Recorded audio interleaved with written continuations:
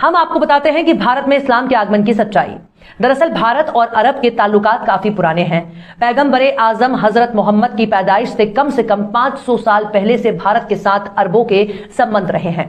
Roman इतिहासकार मानते हैं कि रोम और यूनान के जो जहाज उन दिनों भारत आते जाते थे, उनके नाविक ज्यादातर अरबी ही होते थे। अरबों के आगमन से एक नए धर्म का आगाज हुआ, जिसे हम इस्लाम के नाम से जानते हैं। अब सुनिए कि भारत में इस्लाम पहली बार कब और कैसे आया।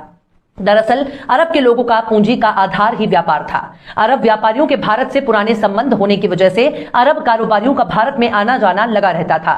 इस्लाम आने के बाद अरब व्यापारी 7वीं सदी में भारत के पश्चिम तट पर अलग अलग बंदरगाहों में बड़ी संख्या में आकर बसने लगे। ये लोग भारत की महिलाओं से शादी विवाह भी कर लेते थे।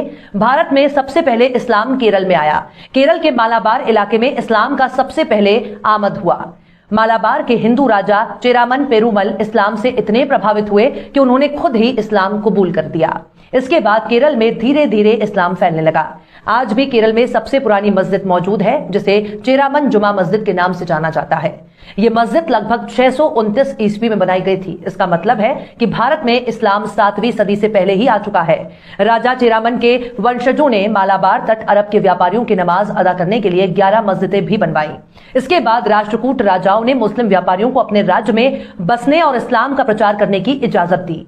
राष्ट्रकूट साम्राज्य के बहुत से साहिली इलाकों और शहरों में नमाज के लिए बड़ी बड़ी मस्जिदें थीं। भाईचारे की इस नीति की वजह से विदेशी व्यापार में काफी इजाफा हुआ, जिससे राष्ट्रकूटों की अर्थव्यवस्था काफी बेहतर हो गई।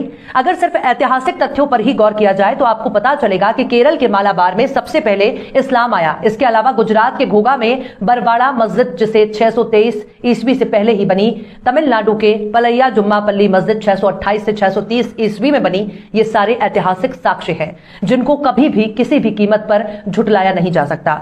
मोहन भागवत हो या बीजेपी के नेता, उन्हें भारत के इतिहास को बहुत ही गहराई से जानना चाहिए। जिन आक्रमणकारियों का अक्सर जिक्र होता है, असल में उनका आगमन कई सौ सालों के बाद हुआ। एक खास बात यह भी है जिसे गौर किया जाना चाहिए। भारत में इस्लाम के प्रचार में सूफियों का बहुत बड़ा किरदार रहा है, जिन्होंने खुद मुस्लिम राजाओं को कभी अपने पर हावी नहीं होने दिया। हजरत ख्वाजा गरीब नवाज मोइनुद्दीन चिश्ती, हजरत निजामुद्दीन औलिया, ख्वाजा बख्तियार काकी जैसे सूफियों की दरगाहें आज भी आपको देखने को मिल जाएंगी, जहां मुसलमानों से ज्यादा हिंदुओं की भीड़ नजर आएगी। मुंबई में हाजी अली शाह की दरगाह भी हिंदू मुस्लिम और तमाम मजाहिब की मरकज है। अब सुनिए कि मुसलमान और हिंदू के बीच का संबंध।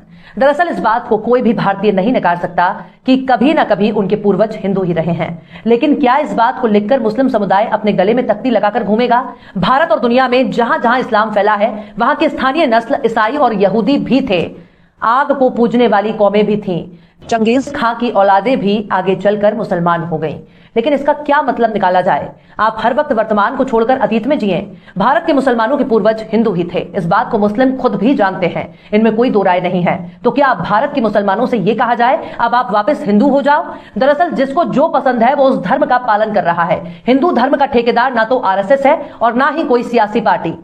संघ और उनके नेता अक्सर हिंदू शब्द को लेकर तरह तरह के बयान दिया करते हैं और कहते हैं कि भारत में रहने वाला हर कोई हिंदू है, जबकि इनसे यह सवाल पूछा जाना चाहिए कि भारत में रहने वाला हर कोई भारतीय क्यों नहीं हो सकता? भारत में रहने वाला हर कोई खुद ही भारतीय न कहकर हिंदू क्यों कहे, जबकि हिंदू शब्द ही उर्दू से निकला है।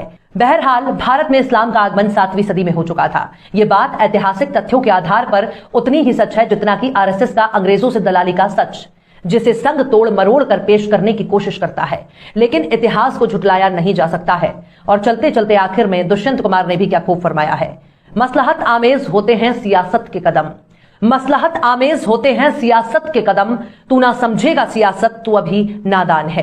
फिलहाल इस वीडियो में बस इतना ही। ये वीडियो आपको कैसा लगा कमेंट बॉक्स में आप जरूर बताइए। वीडियो पसंद आए तो लाइक करें। हमारे वीडियो लिंक को फेसबुक, ट्विटर, व्हाट्सएप पर अपने रिश्तेदार यार दोस्तों को भी शेयर करें। और बेबाक निष्पक्ष स्वतंत्र पत्रकारिता को सपोर्ट करने के लिए आप हमारे यूट्यूब चैनल टाइम्स मेल को जरूर सब्सक्राइब करें। और हाँ, बेल आइकन की घंटी वाली बटन आप जरूर दबा दें ताकि आपको हमारे आने वाले नए वीडियो की नोटिफिकेशन फौरन ही मिल जाए। फिर मिलते हैं किसी और वीडियो में एक नई खबर के साथ। हर्षिता मिश्रा को दीजिए इजाजत। जय हिंद।